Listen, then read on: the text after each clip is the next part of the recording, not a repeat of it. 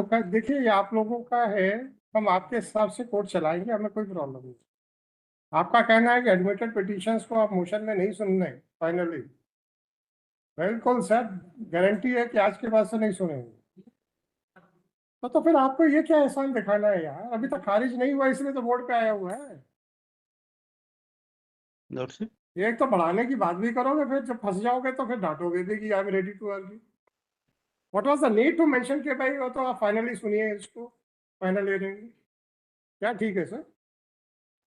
I am ready to follow your way of arguing the cases. Admitted cases कभी भी motion में नहीं सुने जाएंगे। I am ready to do that.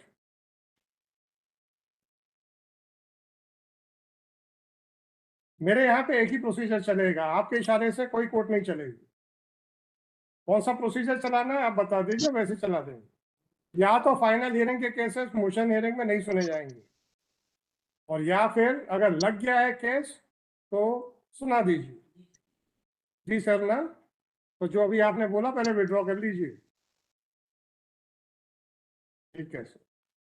Ji sir, आप कुछ कह रहे थे? जैन साहब आप कुछ? लॉर्डशिप मैं यही कह रहा था कि ये admitted for final hearing case है and it must be Vinod ji, in its what do you want? As a senior member of this bar, two lawyers are insisting that since it is an admitted petition, therefore it should be heard in the cause list number 2 only. I am ready to accept that contention.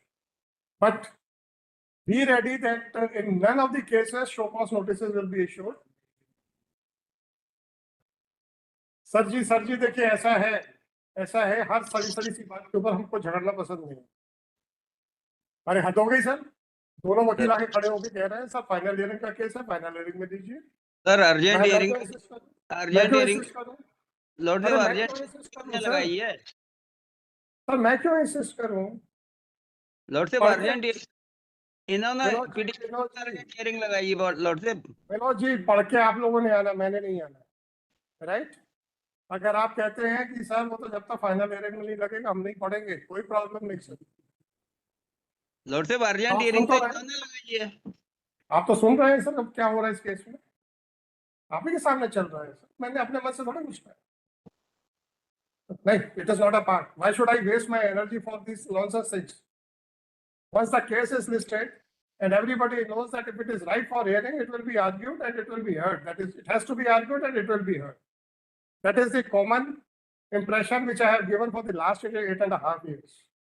And still the lawyers are trying to dictate their terms. I don't want to pick up a quarrel with them.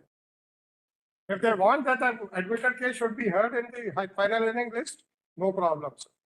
But tomorrow, from today onwards, you will not be able to get even a show cause notice in any case. Every cases will be admitted. देखते हैं sir फिर आपकी hearing कैसे होती है ना? Sir, it is none of my business. If your lawyers are creating trouble, if they are lawyers are creating all sorts of hurdles in the hearing of the cases, it is for the bar to take care of such lawyers, sir, not for the court. As per the law, admitted cases को हम second list में ले लेंगे, Wednesday और Thursday, no problem. पर लेकिन मुझे high court rules में बता दीजिए शो कॉज नोटिस का प्रोविजन क्या है। तो आपकी हर पिटीशन, चाहे एमए हो, चाहे एमपी हो, चाहे कुछ भी हो, हम एडमिट करेंगे सर अगर उसमें नोटिस के लायक लगेगा। भारद्वाज साहब अगर नोटिस करके उनको अर्ली डेट पे सुन लेते हैं तो भी पक्षकार खुश नहीं है, उनको लंबी डेट डाल देते हैं तो भी खुश नहीं है। Sir please argue sir, I will not change my view. नहीं sir, it is for you to tackle such type of lawyers, not for me to fight with them. I am not here to waste my time on only for these nonsense things, whether it should be argued or not. If you people are not ready to argue, fine, every case will be admitted and then the final cases देखेंगे। रोज mention memo आते हैं sir, ये इतने साल से नहीं लगा, इतने साल से नहीं लगा, इतने साल से नहीं लगा। On one hand, the lawyers are showing that their difficulty in delay in hearing, and on the other hand, so they are trying to run the court as per their wishes. I am not sitting for the first time. This is my 8.5 year in Gwalior. Everybody knows that once the case is listed, then it has to be argued. नहीं पढ़ना है मत पढ़िए, none of my business, or otherwise I will go strictly by the high court rules. No difficulty. बताइए क्या करना है, बताइए क्या है?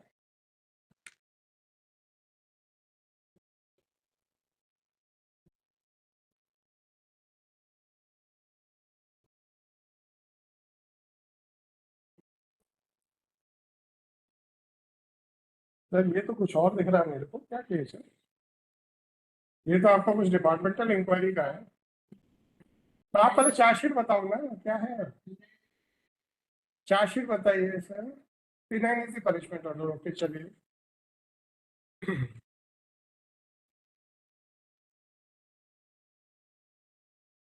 आप आमरण अनशन पे बैठे थे, इसी अवधि में उनके द्वारा श्री SS गौर तत्कालीन अतिरिक्त अधीक्षण यंत्री एवं के साथ गाली गलौज, मारपीट करने और कार्यालयीन कार्य में बाधा पहुंचाते हुए अनुशासनहीनता का व्यवहार बिना किसी सूचना के अनुपस्थित रहने के कार्यालय के कारण इस कार्यालय के आदेश एक आरोप पत्र दिया गया, विभागीय जांच संस्थित की गई, एक प्राथमिकी भी दर्ज कराई गई और क्रिमिनल केस भी है। आपको बहाल किया गया सुरक्षित रखते हुए, आपको एक्विटल दिया गया on the ground of benefit of doubt. ठीक है sir. Now what is your defence? What are the grounds of attack sir?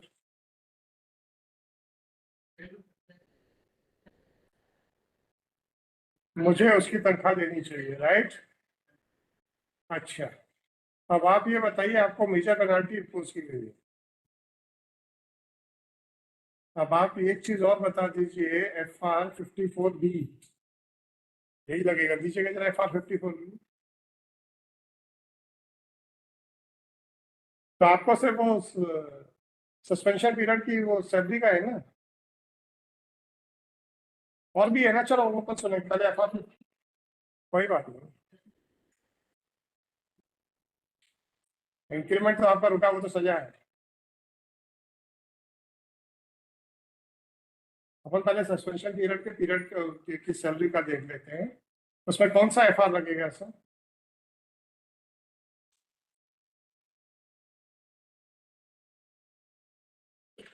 अभी हम बोले थे, हमारी तरफ अटेंटिव होते तो वही बोल देते। क्या है उसमें?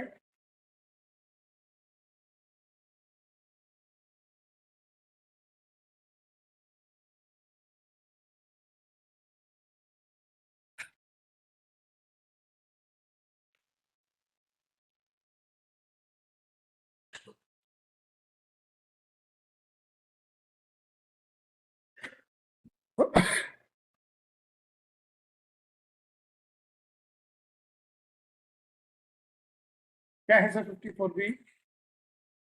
नहीं मालूम, कोई बात नहीं, ये ले लीजिए सर। इसका 54B का सब लोग 3 देख लीजिए। दे दो, मुझे दे दो। अरे वो मिल गई है।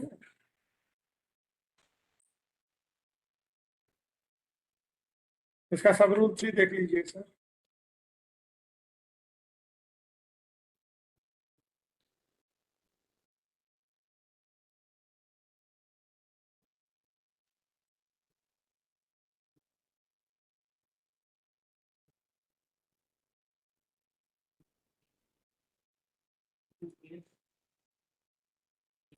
If the suspension was wholly unjustified, then the salary for the period of suspension can be paid. अब आपको तो सजा पड़ गई सर, तो अनजस्टिफाइड कैसे रह गया आपका सस्पेंशन? आपका कन्विक्शन, आपका सस्पेंशन किस ग्राउंड के ऊपर हुआ? अच्छा चलो, आपका acquittal, whether on the basis of acquittal you are entitled to be exonerated in the departmental inquiry, or the departmental inquiry can also proceed simultaneously along with the criminal case. Judgments बताइए, judgments बताइए। You are arguing contrary to the law of the land. क्या? हाँ, अब आपने मान लिया कि your submission is contrary. आप जजमेंट्स बताइए कि that criminal case and the departmental inquiry cannot proceed simultaneously. आपके पास है ना सर? कोई बात नहीं, आप डब्ल्यू ए में जरूर लगा लीजिएगा। अरे आप डब्ल्यू ए में लगा तो नहीं, मैं तो अभी बोर्ड पे डिक्टेशन आने वाला। ठीक है, चलो आगे बढ़ो।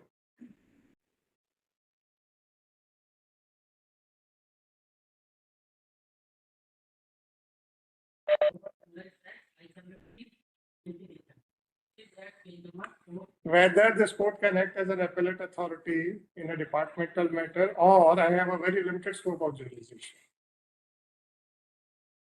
Whether I can sit over the findings of facts recorded by the appellate by the departmental authority.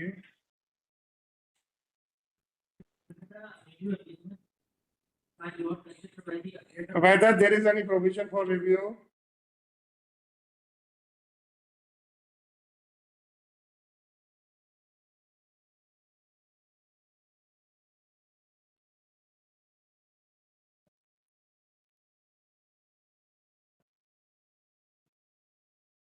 I am not talking about the maintainability of that review. मैं ये नहीं कह रहा हूँ कि आपने फाइल की नहीं की, ये बताइए।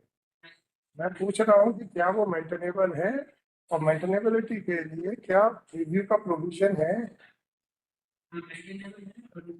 बताओ ना। अरे भाई साहब, आपने जजमेंट दे दिया, बहुत अच्छी बात है। आपने जजमेंट दे दिया, बहुत अच्छी बात है। अगर मैं ये जजमेंट लिखूं, third no case is made out dismiss, तो आप डब्ल्यू का क्या पहला क्या रीजन, क्या ग्राउंड लेंगे? That it is a completely unreasoned order. तो हमारा अनरीजन ऑर्डर आपको स्वीकार्य नहीं है, पर आपकी अनरीजन बहस हमें स्वीकार्य होनी चाहिए, ऐसा कैसे सर? आपकी अंडरस्टैंडिंग से मतलब नहीं चल रही।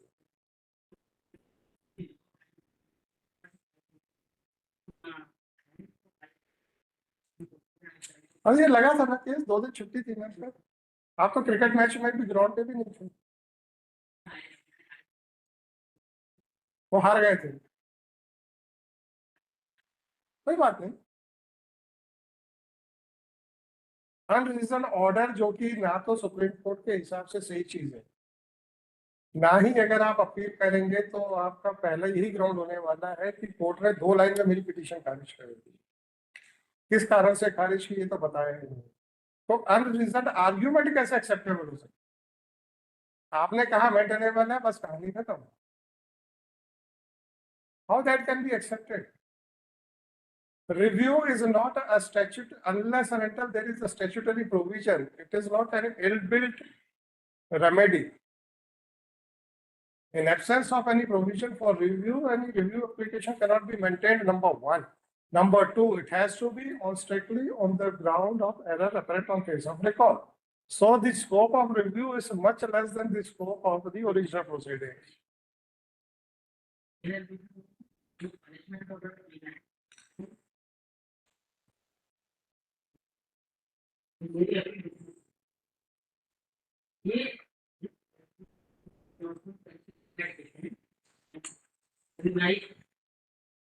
अरे भाई, मेरा मेरा मेरा जुरिस्डिक्शन तो बता दो। अरे मेरा जुरिस्डिक्शन तो बता दो 226 में। Can I act as an appellate authority? Can I act as an appellate authority?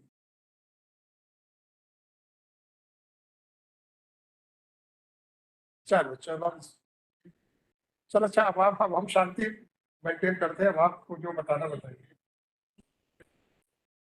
मैं उसका का रूप चुनिता में बीता रूप किया गया ना काटती को चुनिता में देखी के बाद ये 13/9/2020 का आवेदन दिया था, और उसके बाद उसी ने भी अगर आशा ही नहीं बैठी, वो विश्वास है कि श्रीमान प्रार्थी को उस संबंध का चाहा गया निराकरण बिना 25/1/2002 का प्रदान करने की कृपा उनका प्रार्थी द्वारा 25/1/2002 को ऐसे सामाजिक कार्यालय 26/1/2002 का नोटिस था ना? 26/1/2002 का नोटिस था ना?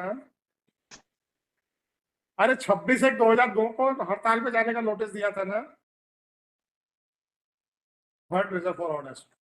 ये फालतू की चीजें मुझे नहीं सुननी है कि जो डॉक्यूमेंट्स के ऊपर है उसके ऊपर भी नहीं बोल रहे हो गया सेटलमेंट। कैसे आपने बोला कि 26 के लिए नोटिस नहीं दिया था आपने? मिस्टर काउंसल, आपने कैसे, मैंने नहीं बोला था P1 पढ़िए आप। आप P1 पढ़ रहे हैं, मिस्टर कॉन्सर्स रुक जाइए। जब आप P1 पढ़ रहे हैं उसमें क्या लिखा है कि मैं 26/1/2002 से हड़ताल पे चला जाऊंगा। अभी क्यों ना बोला तुमने?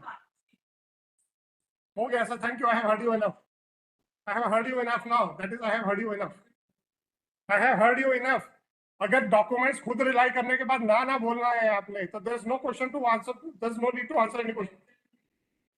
हाँ तो नहीं सुनेंगे तो आपका बोलता नहीं बन रहा, मैं क्या करूं? आपने 26/1/2002 को हड़ताल पे जाने का नोटिस दे दिया, ठीक है? मिस्टर काउंसिल सुनते रहिए, अब आप सुनते रहिए। 26/1/2002 को हड़ताल पे जाने का नोटिस दिया कि नहीं दिया? हाँ या ना? अभी आपने बोला था ना। पढ़िए जरा P1 को। मिस्टर काउंसिल आप मेरी बात सुनिए बस, आप P1 का आखिरी पैराग्राफ पढ़िए।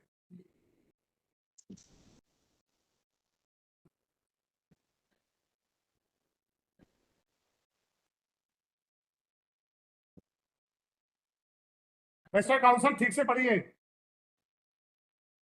उस पैराग्राफ को ठीक से पढ़िए। अतः आशा ही नहीं बल्कि पूर्ण विश्वास है।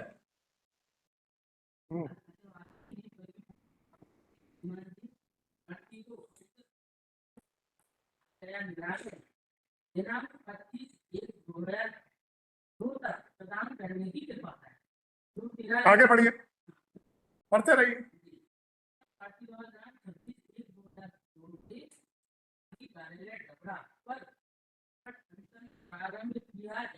आपने 24/12/2001 को नोटिस दिया कि मेरा ये ग्रीवेंस रिड्रेस कीजिए, नहीं तो मैं 26/1/2002 से हड़ताल पे आ जाऊंगा, ठीक है?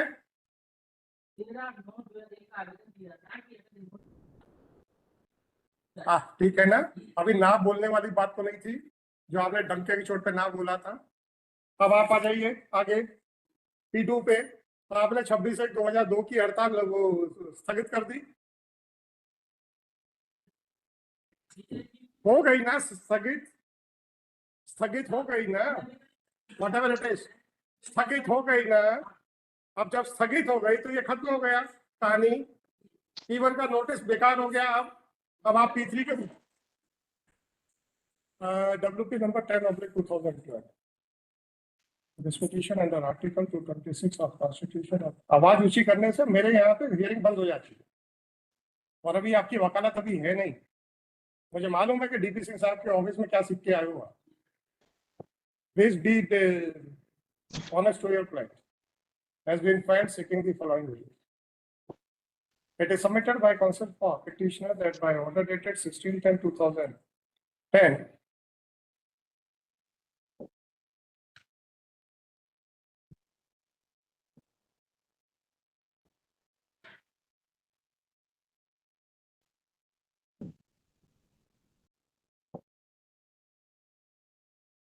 ब्रैकेट क्लोज करके इसको बोल्ड पे कर दीजिए। Next, just minute. आपकी आवाज ऊंची करने की आदत बहुत बड़ी गई है। मुझे मालूम है कि आपका लेवल ऑफ इंटेलिजेंस क्या है। जब मैं आपको असिस्ट कर रहा था, आपको सीखने की मदद कर रहा था, तो आप मेरे ऊपर चढ़ रहे थे। जो भी ट्रेनिंग आपको मिली है अपने पास अपने वहीं तक रखिएगा, एटलीस्ट इस कोर्ट में मत लेके आइएगा। ना तो आपको इंडस्ट्रियल डिस्प्यूट एक्ट मालूम है, ना आपको FR मालूम है। उसके बावजूद जब मैं आपको बता के पूछ रहा हूँ तो आप अब मेरे पे चिल्ला रहे हैं। क्या कर रहे हो? शेड्यूल से पहले कर देते हैं, and hence it is replicated. इससे पहले क्या है?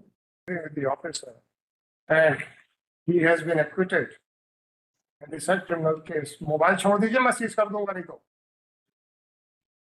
तीसरी वार्निंग है, लास्ट वार्निंग है। 3 बार आपने मोबाइल निकाल के देख रहे हैं। If you are so busy, you can leave the court with my permission. Don't worry. I don't want to see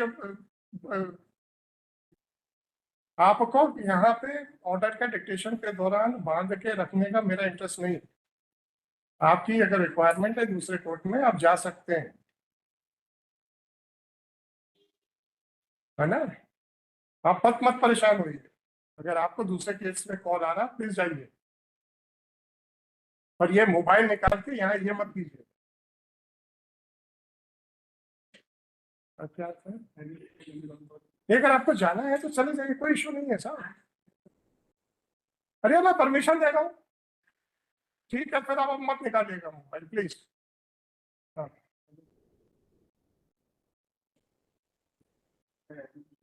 Has been acquitted in a criminal case which was instituted against him for the misbehaving with the officer. Therefore, it is clear that आपने नहीं दिए, कोई बात नहीं, हो गया। भाई साहब, अभी मैं आपसे पूछता रहा, दे दीजिए, आपने नहीं दिए, कोई बात नहीं, हो गया, डब्ल्यू में कर दीजिएगा, उसमें क्या है। If you are not satisfied, you have a right to file W. Mr. Please, don't cross your Lord sir, limit. Mr. Please, Lord don't sir. cross your limit. Lord sir, my presence, please. क्या sir, My आप presence. Press करने